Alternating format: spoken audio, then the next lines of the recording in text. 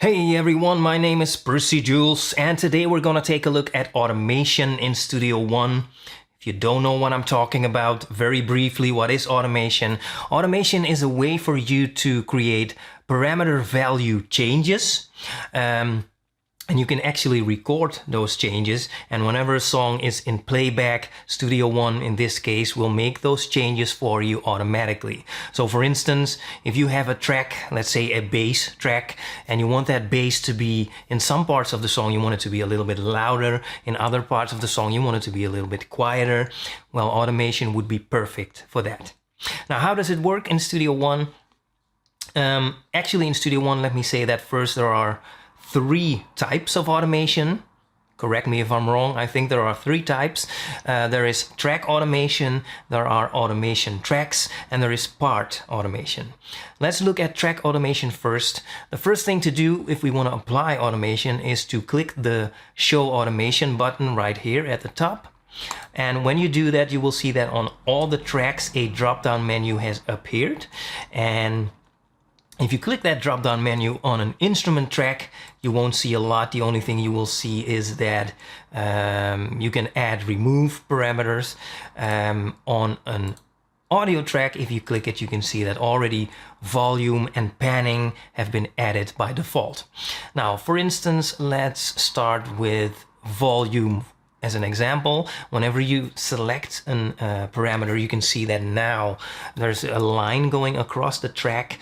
That line is indicating the automation that is going on that particular track for that parameter, the volume in this case.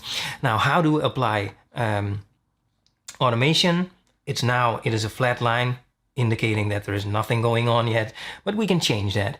If the the arrow tool is selected, now we can click anywhere on the line, and with clicking you create a so-called node.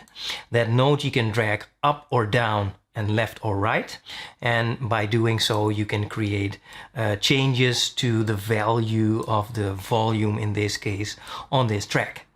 So you do it like this. Now obviously what will happen if this song is being played back, this track will become quieter and louder and quieter and louder and quieter. Simple as that. That's how it works. Another way of adding automation is by using the paint tool. The paint tool is very interesting. Whenever you click anywhere on this track, the line will adjust itself to go through that point. So if you do it like this, you can see the line adjusting, and that way you can create automation. But what is also very interesting for the paint tool is that you can actually draw the line yourself, and you will actually override everything you draw over, and it looks something like this. Okay, and that way Studio One will create the notes for you automatically. Now, we are looking at this line representing the volume, the changes in the volume. If we select something else, let's say the panning, now we are looking at another line. Now, if we want to see both lines at the same time, we can by clicking this button right here, and now you can see both parameters have their own track, so to speak, and that way you can look at all the automation that's going on individually. Now, making changes to the panning is the same way as any automation, and now you can see the panning going from left to right and from right to left. All right, now if we want to add something else, we go back to this drop-down menu and click Add Remove, and then a dialog box opens up. This is very simple. To the right you can see every parameter that you can select to apply automation to. To the left you can see everything that you've already selected for this particular track in this case. Let's close this window for now, and let's go to one of the instrument tracks. The bottom track has an instrument called Mai Tai. Should be very familiar to anyone who's familiar with Studio One. It's one of the synthesizers that come with Studio One, and it looks something like this. Let's just pick something. Let's look at Oscillator 1. and in particular the spread knob. As you can see, the spread knob, it is now set to 0%, and let's remember that knob. Okay, let's close MiTi for now and go back to the drop-down menu, click Add Remove, and now let's search for that spread knob. So oscillator 1, and here it is. It has a different name. It is called stereo width, but it's the same thing. So let's select that and add that to the automatable parameters in our track. And now if we open up MiTi again, and we look at this knob, you can see that on this knob a dot has appeared, and that is indicating that this knob is being automated. Okay, now applying automation, we already know how that works. Like this, for instance. One thing I haven't told you yet is that if you click on the paint tool, again, you can see some shapes appearing, and with those shapes you can also create some automation. And let's, for instance, pick the square shape. Now if I move my the paint tool from left to right on this track, you will see that now what is it called? Squares, sorry, will appear like it is magic. So let's see, and do it like this. So the possibilities are endless. Just play around with it. It's a lot of fun. Now, that's almost it for track automation. There's one more thing I want to talk about that's not really just for track automation, but for all the automation. If you look at this little green box right here, this is actually telling us what automation mode we are in at this moment. It's now set to read, but if you click it, the other options will appear. If you set it to off, obviously the automation on this track for this parameter will be turned off. If we select read, Studio One, whenever the song is in playback, Studio One will read those notes and will follow those notes and will adjust the value of that particular parameter accordingly. The other three modes are particularly relevant for if you have an external hardware controller. So let's say we put it to touch, we select touch. That means that if you have a hardware controller that controls this particular parameter, whenever the song is in playback, it will start, Studio One will start reading the notes. Whenever you touch the knob, it will adjust the value accordingly. Whenever you let go of the knob, it will go back to reading again.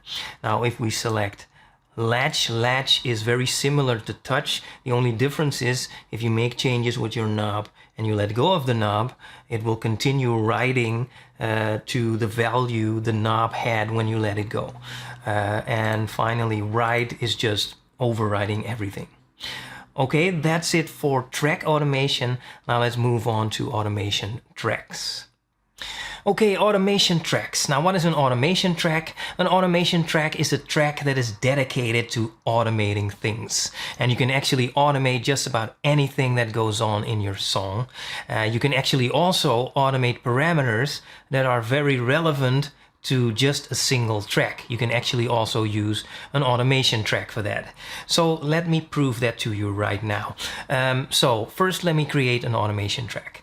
So let's click this create track button. The type should be set to automation. So it's not an audio track, not an instrument track, but an automation track. Obviously, let's create that. Okay, let's bring it down. And once more, let's click the show automation button and click the drop-down menu, click add. And from here on, it's actually identical to track automation. The only difference is that now you have more to choose from. But we are looking for that MiTi synthesizer again. So let's click instruments, let's click MiTi, and let's look for that knob. And I think it was under oscillator 1 and stereo width. Yes, let's add that. And now we can apply automation from here. So as you can see, we can also use an automation track to apply automation to the synthesizer that is actually that lives on this track. Okay, now as is suggested in the manual, actually, one use for an automation track is for organization purposes. Well, I think I agree with that, but for me personally, the most important use for an automation track is that you can actually also automate effects tracks and buses. So as you can see, I have an effects track right here, which is called FX1. On that track, I have a room reverb. We can automate that. How do we do that? Very simple. Click the drop-down menu, click Add, click Console, and let's search for that track, so FX track FX1. Let's click that.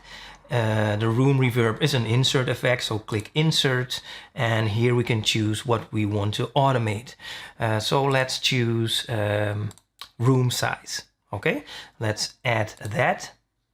Yes, and now we can manipulate the room size by just applying automation to it. Okay, so that's how it works. There is one more type of automation in Studio One, and that is part automation. Let's look at that now. Okay, part automation. Now, what is part automation? Now, any part on any instrument track we can apply automation to. Now, how does it work? Let's take this part as an example. Let's double click it so the editor opens up. Now, here at the bottom, we can see actually a visual presentation of the velocity that is going on all the different events in this part. So for instance, this event, the velocity is set to 85.83, this event 79.59, and so on. You might consider this automation, I guess. Anyway, by default, what is selected is velocity, modulation, pitch bend, and aftertouch. But if we click this little button right here, you can see the same dialog box opens up with which we can select what we want to apply automation to. So let's, for instance, select LFO1 and let's choose frequency and let's add that. And when I click add, you will see here at the bottom that now frequency has been added. We also see that line again, and we know what we can do with that line. We can click anywhere on that line and we can manipulate the notes by dragging up or down or left and right. We can also, of course, use the paint tool and create some information, some automation information like that. Now, one more thing to note is that this automation information is actually saved to this part. That means that, for instance, if you move that part, the information is going with it. Very good to know, I think. Anyway, that is how you do it. That's a quick overview of how to use automation in Studio One. I hope this helps. Go have some fun with this. And if you like this video, you might want to give it a thumbs up. And if you want to see more videos like this, you might also want to subscribe. Anyway, I want to thank you for watching, and I will talk to you soon.